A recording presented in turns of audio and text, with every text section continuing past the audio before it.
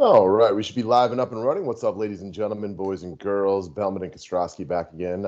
Matt's camera is not working, but he is with us. So we are going to do one of the longer videos because we got a big slate. This one is free to the public today, and hopefully everybody had a good night last night. Yeah, we got a 15 gamer tonight, and I'm excited to break this down with you. It's weird for a fit. Well, not weird, but they're kind of like last night. No pitching options. I feel like great about here. Yeah, I got a bunch I'm fine with today, but nothing I love, and we'll get into those momentarily. Before we do, though, guys, we got a couple days left on the NFL only sale. It goes up in just a couple of days to $125, but for now, the full NFL season is only $99. You get all the write-ups, all 17 weeks. Take advantage today, save yourself over 25%, and get in where you fit it. As far as weather goes today, doesn't seem to be any major concern, so we'll check back on those things, but nothing you really need to worry about, at least early on in the day. And let's jump into those pitchers that you talked about. So what are your thoughts on my boy Corbin Burnes? Now, if he pitched like last time out, that'd be an easy play. Obviously, that's no guarantee, but I do think he's my favorite overall pitcher, price not included. Yeah, he is for sure. Like you just said, I mean, I don't expect a 50 spot again, but I mean, he's the best pitcher on the slate. I don't even think it's close. Yeah, he is. He started the year looking like he might have one of the all-time great seasons, which, again, it was no surprise when that came back to earth. But he's still been good. Now, 2 of his last 5 starts have been borderline, like all-time dominant. Not all-time dominant, but borderline, just very, very dominant. So he's got that upside, but that's not a consistent type of thing. Like, you can make, cases for a couple other guys as being right there with Burnes as, the best pitcher on the slate. Chris Bassett stands out. He's very good. We like him a lot. But, man, as far as DFS goes, like, Burnes is that guy. He's averaging 5 more points than anyone on the slate. I mean, yeah, his upside. If all these guys had ceiling games, Burnes outscores everyone by like 5 or 10 points.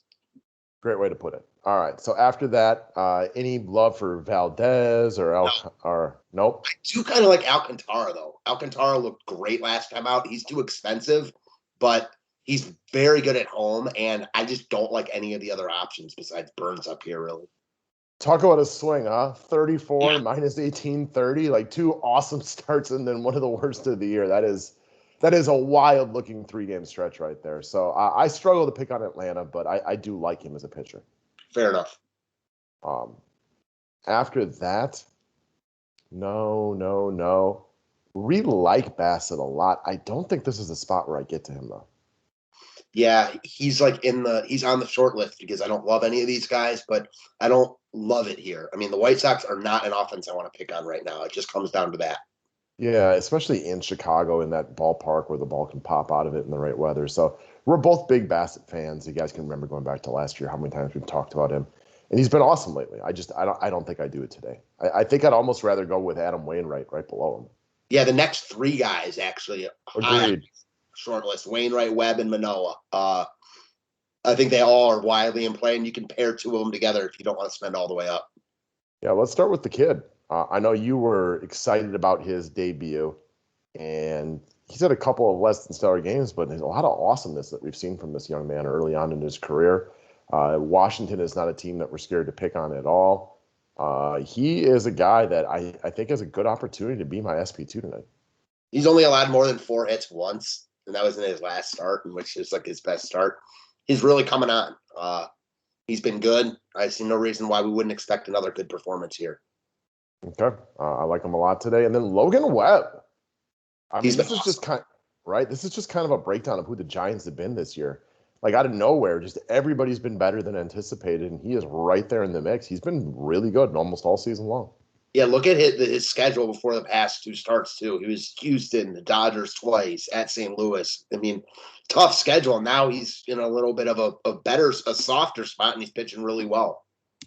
Even the game where he doesn't have double-digit points in his game log, he didn't pitch poorly. He went 4 and only gave up 1 run, just only threw 60 pitches that day. So he's been impressive. It feels weird to play him at 8,800 on a full slate like this, but you can't take anything away from how good he's been this season. Agreed. So I do like this whole little mix of guys right here. And, we've mentioned Adam Wainwright. Really, we only pitch him at home. although we'll give him credit for this. He's been a little bit better on the road this season. I don't think I'm going to end up on him today, but part of that might just be because I watched this game and don't want to have to root against the Brewers. Fair enough. What are your thoughts on Wainwright today? I like him. I mean, listen, I think I don't love the price tag, but he is even a little bit cheaper than he's been. I mean, he's priced where he should be. So I view him as a solid look. I'm not like overly excited about spending $9K on Wainwright, but I mean, I'm not going to be surprised at all if I just pick two guys between the Wainwright, Webb, and Manoah, threesome. Agreed. So after those guys, like I don't hate Kyle Gibson, but I'd rather pitch the guys we just talked about. Same. I don't think Tyler Anderson is bad. I think he's a little pricey, and I know the matchup is great, but not enough for me. Same. What about the young man from Atlanta coming back? He threw 83 pitches in his rehab start. Yeah, I think he's a look for sure. I mean, we saw Tukey pitch well yesterday. He didn't even have his best stuff, but Miami's not good. So, yeah, we used Noah, I feel like, a bunch at the beginning of the year. And he was good. So, yeah, I'm looking at him a little bit. I don't feel safe with it, but he's that's baked into his price. He's cheap. Yeah, he's been out for 3 months. It's hard to ever feel safe with him, but he has, again, he completed his last rehab outing Wednesday, throwing 83 pitches while striking out 7 across 4.2. It's a good spot. The price tag is legit, a nice $1,000 less than everybody else. One thing I will say, like the Braves bullpen is not great. So if he's pitching well, I mean, I'm sure they're going to let him go. Like he's not going to throw 100 pitches, but even Tukey last night, like they let him pitch into the 7th. I was noted Marquez for sure. I mean, here's the thing about Marquez before you even go into it. Like it's obviously a really tough spot. He's at home against San Diego. I mean, that's really tough, but look at all these pitchers like priced around here. Marquez is by far the best pitcher in this price range. He's just not a 7K pitcher. I mean, that's all it is for me. I'll help you guys a little bit farther along the line if you like Marquez here. He's been really good against San Diego this year in his last 2 starts. So I don't want to pick on them, but he's pitched against them twice in the last 40 days, and both times he was really, really good. And he's been actually like a decent amount better at home this year too. Mm-hmm. So it's tough to want to spend. It's tough to pitch anybody in baseball in Coors Field against San Diego, right? But that doesn't mean he won't succeed today, and he's very, very talented. And the price is just so cheap. Agreed. So then I got a couple of no's, and again, I don't have a long enough book on this guy to tell you guys what to expect out of him today. But Luis Gale from the Yankees has been phenomenal through his first 2 starts. Now, it was Baltimore and Seattle. Tonight's a much harder matchup against Boston. He's on my good side because I used him last time out. It's a much harder spot, but, I mean, he's been really good. Yeah, he's been really good. I'm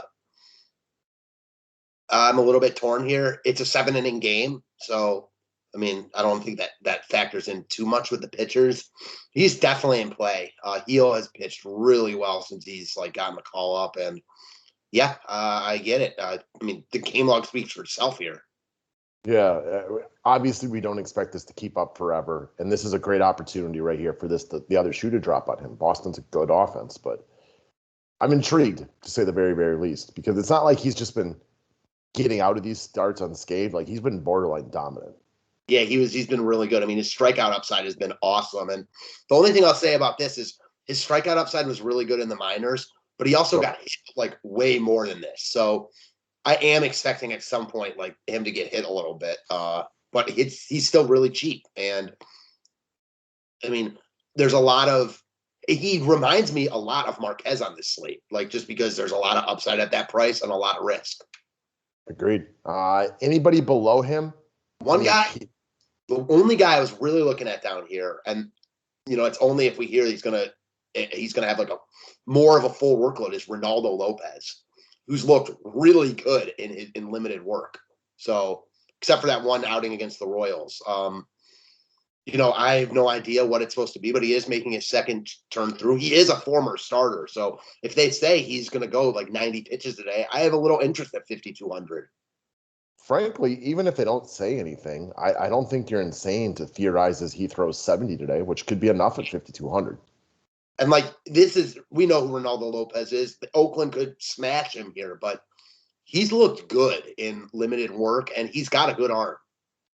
We've talked about him in years past as maybe one of the more up and down guys out there, just as far as like he could give you 30 on any given day or get absolutely smashed. You never know what you're going to get. He has looked good early on the season.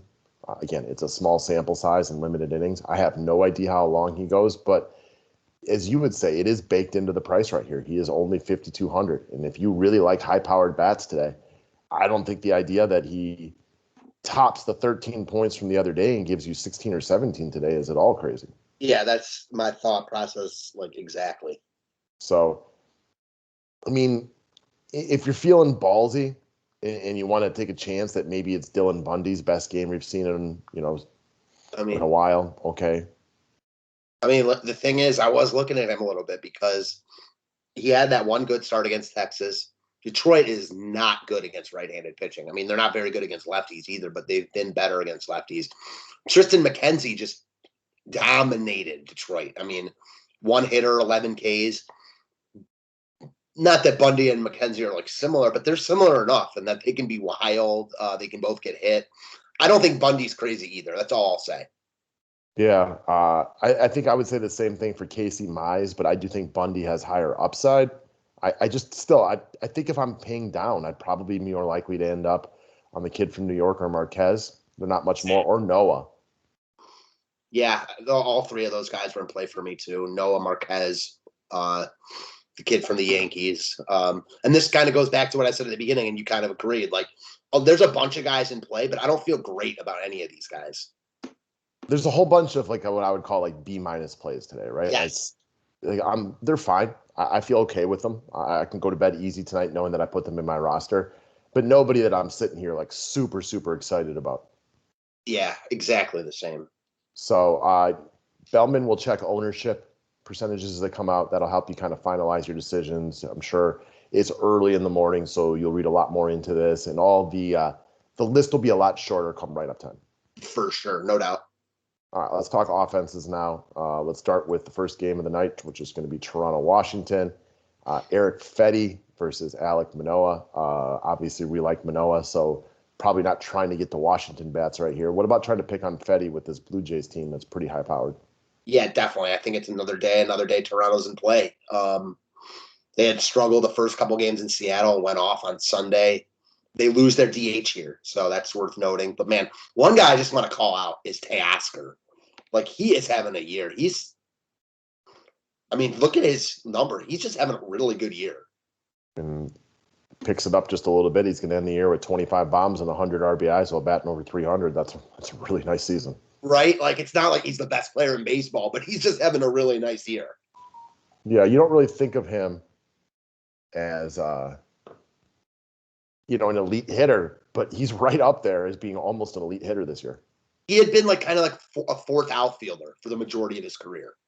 Yeah, for sure. So I'm almost always on board with the Blue Jays. You might have some cheaper guys, like if Dickerson makes the lineup or something like that, whatever it might be. The rest of the lineup is pricey. Bichette 6K. We saw Vlad at 6,400, so they're tough to get up to. But that's where like pairing Marquez, and another one of the cheap guys could play out, because I doubt the Blue Jays get much love today. We can always make the case for spending down on pitching and stacking the Blue Jays on any slate because they're so good. Not looking at bats from this game. I'm with you. All right. Hendricks versus Gutierrez. I think I have Cincy as a quiet sleeper stack today that's going to get no love. Hendricks sucks for his career, not as good on the road. He's had some bad starts lately, and Cincinnati has a bunch of good numbers off him. Yeah, I agree. They're not going to ton of love either because they're expensive. Sucks that Winker's on the IL, so it makes them a little bit cheaper, which is nice. But man, this Jonathan Indias continues to ball. Votto, Moustakas, they're in play. Yeah, and I don't think they get any love today at all. And again, since he's a great ballpark for getting one of those games with 6 home runs. Mm-hmm. I do want to call out.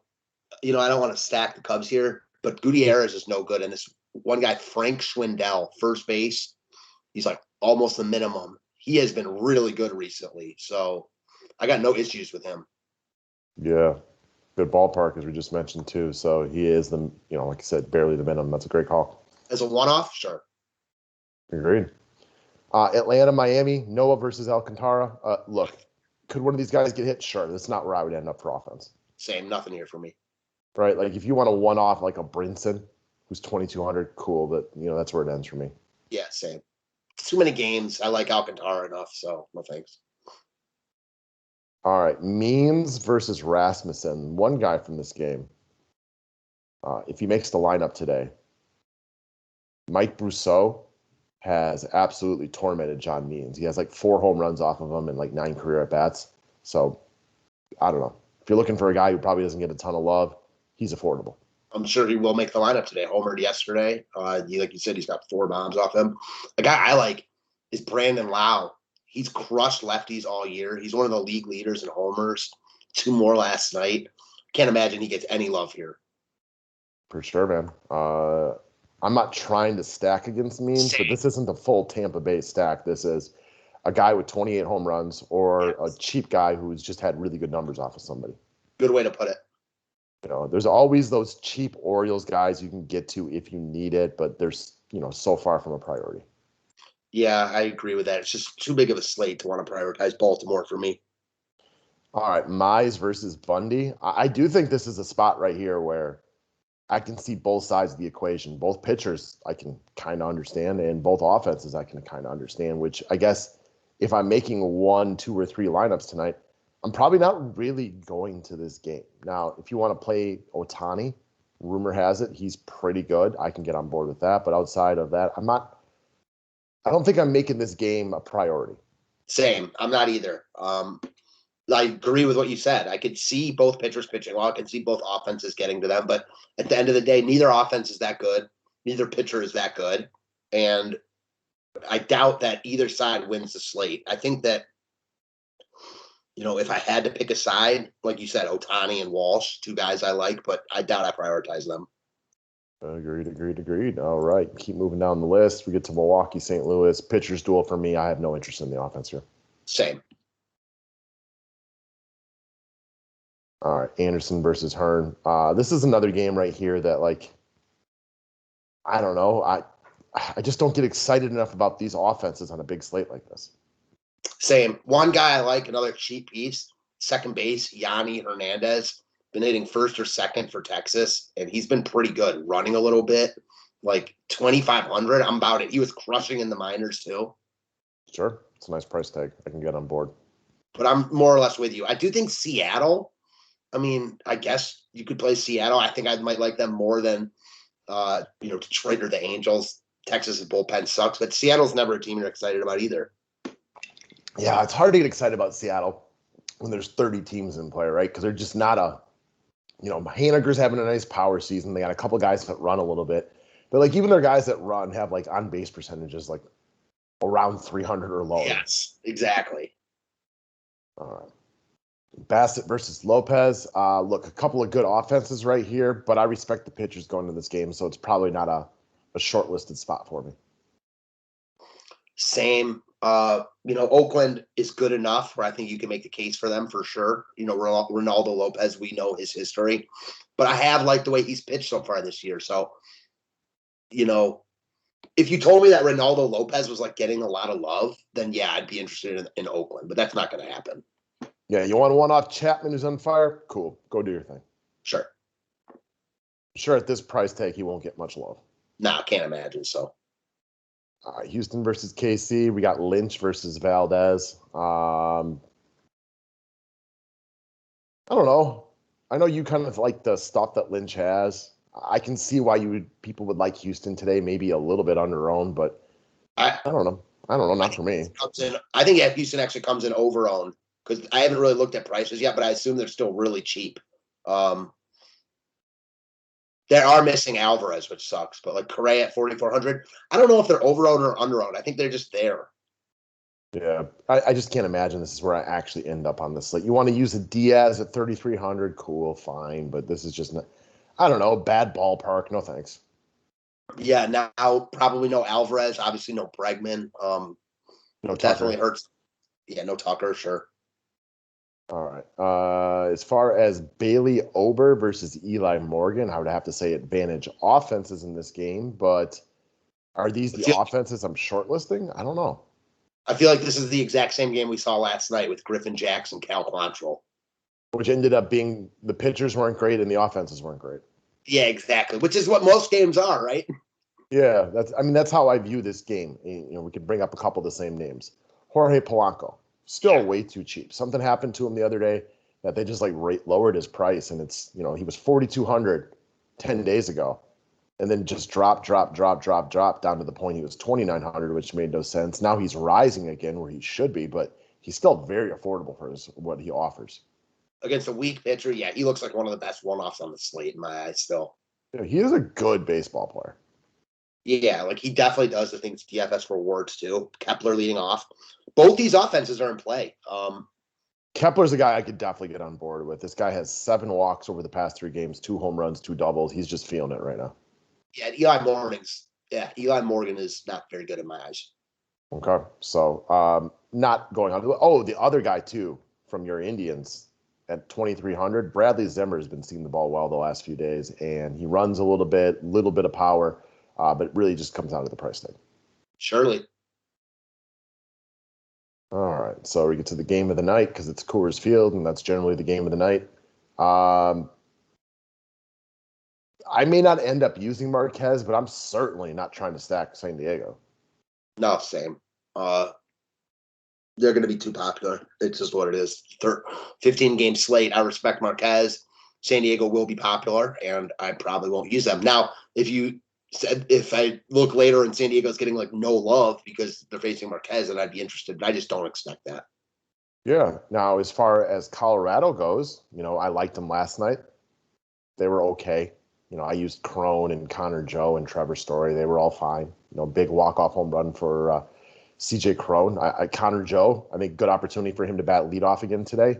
Should be uber chalk once again. Yeah, and Blackman homered last night. The Colorado side definitely looks in play. I mean, San Diego's pitching staff all of a sudden is depleted. They're starting Matt Strahm here. Day after starting Ryan Weathers. They just signed Jake Arrieta, which kind of shows you how depleted they really are. Colorado's been good for the past couple of weeks, especially at home. I'm about it. Who do you think has more ownership today, Colorado or San Diego? Such a good question because Colorado's in by far the better spot, but San Diego has all those names, and I don't feel like the masses respect Marquez as much as we do. Some groups do, some people do, not like no one does, but overall, I don't think they respect him like we do. Yeah, I do think Colorado gets a little more love today, though, than San Diego. I have no arguments. They're very affordable. Very affordable, and they're facing the must-work pitcher, and they've been good, so I got no arguments there. Yeah, like Connor Joe leading off might be the most popular player on the slate, right? I would assume so, yeah. Okay. So, I think if you're playing cash games today, likely you're going to end up just loading up on Colorado, who's also, super affordable. You mentioned Blackman homered last night. This is not like years past where you see a 4,300 Charlie Blackman and it's the easiest roster of all time, but he's only 4,300. Hampson, Connor Joe, these guys are all real cheap. Mm-hmm. Philly against Arizona. We got Kyle Gibson versus Caleb Smith. This game's a whole bunch of nothing for me. I respect each pitcher enough that I'm not trying to pick on them. I probably just don't use anything from this game. I'm not interested in the Arizona side really, but I am interested in the Philly side. Supposedly getting Rhys Hoskins back tonight.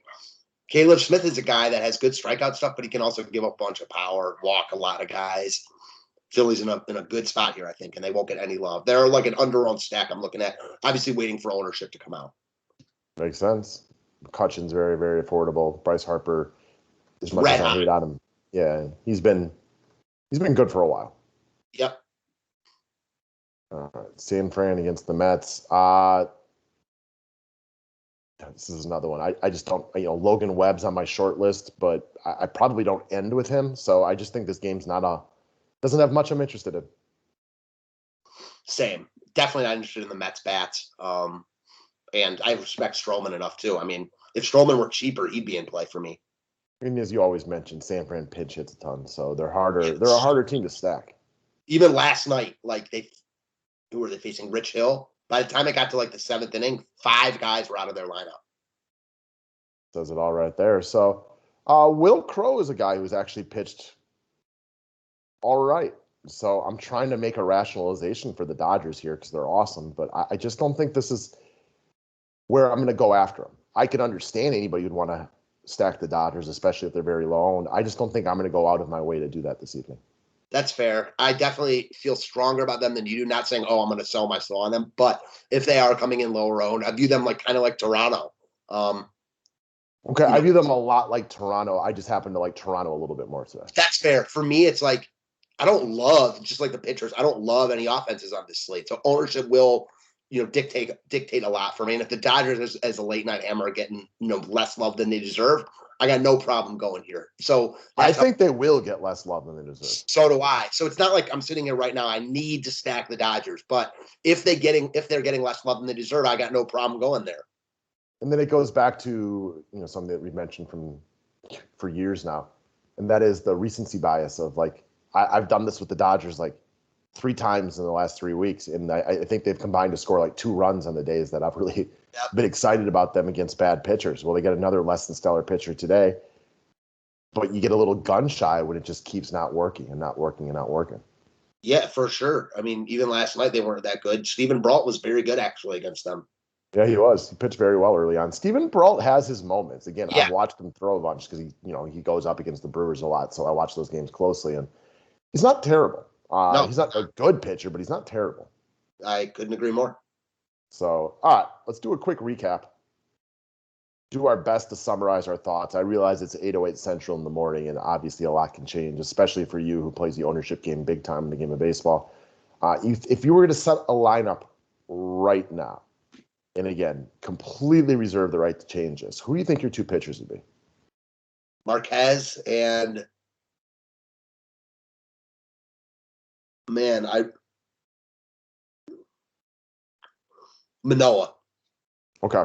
I think I would also use Manoah, and then I would have to decide between if I wanted to go down for somebody else, either Noah or Marquez, or up to Corbin Burns. I do think Manoah would be there. And I do think we're both like not sleeping on him, but man, Logan Webb looks good. He is a little more pricey than I'd like, though. Yeah, I just like the upside of Alek Manoah. Same. Higher than Logan Webb. But if I needed 10 points, I think I would go with Logan Webb. I agree with that as well. I mean, he's just, in San Fran, you got to like that park, etc. Yeah, I need the upside on a monster slate like this, and that's where I like Alek Manoah better. And like, there's enough cheap bats that I could run Manoah Burns pretty easy, especially if like I throw in some like cheaper Colorado guys. And then, you mentioned like the first baseman from the Cubs. Like, it's really easy to use these guys. Now, if you like the high price bats, I got no problem with, Noah or Marquez down there. I still have to make a final decision. I do like slates like this where there's no obvious build. And like, that means like I think ownerships are really spread out. I really do. There isn't like one offense that stands out. Only offense that stands out to me is Colorado. I think they'll be the most popular offense today, but we say something like that, and it's like it's easy to look somewhere else because, again, we're talking about a really bad baseball team in Colorado. Yeah. They make a lot of sense today, but they're not good. There's 29 other teams in play. So, yeah, it's I can't wait for ownership to come out. Yeah, so I think Toronto would be my high-priced team. Yeah, I get that. Makes a lot of sense. I think we're both vibing on Cincinnati just a little bit as a really, really low-owned stack. Mm-hmm. I mean, they'll be very low-owned, facing kind of a name-brand pitcher that hasn't been good. Okay. I think there's some wild cards in the Cleveland-Minnesota game, specifically Kepler and Polanco, maybe, Zimmer, whoever else from Cleveland. Same. Colorado makes a ton of sense. You kind of like Philly a little bit, and I respect Caleb Smith, but you just look at his game log to see he's very capable of getting blown up. Yeah, it's like Philly's in the spot where they're not going to be great all the time. Caleb Smith's not a gas can, but when they are good, I think they're real good, if that makes sense. Yeah, and I don't anticipate them getting major love tonight at all. Yeah, same. That's exactly.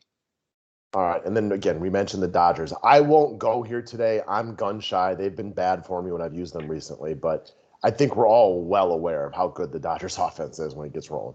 Yeah, they're freaking amazing. So I've no arguments with that. I don't know if I'll land there either, but I'm not opposed to it, is how I'll put it. Right? Like, I think there's a good opportunity. And again, I won't do it, but the strategy of using a Dodgers team that, like, what do you think their stack is tonight? Like 5%? Yeah, something like that. I mean, there's so many other teams. It's late night. We probably won't get their lineup. Yeah, I expect they're somewhere around 5%. They're relatively affordable too, like with Pollock and Bellinger in the outfield. Taylor's now dropped back down to a more reasonable price. Corey Seager's only 4,600. Even Yeah, well, I was going to say even like Trey Turner's been 5,800 recently. He's 5K now, which is expensive but much easier to afford. yeah. Back-to-back games with multiple hits and doubles. We know this guy's got one of the better upsides overall on any given day. So, again, I probably won't do it, but I certainly understand anybody wanting to go into the LA Dodgers tonight. Fair enough. So, all right, that's a pretty good summary of what we got today. I wish everybody the best of luck and go out there and make that money tonight. Thanks, guys.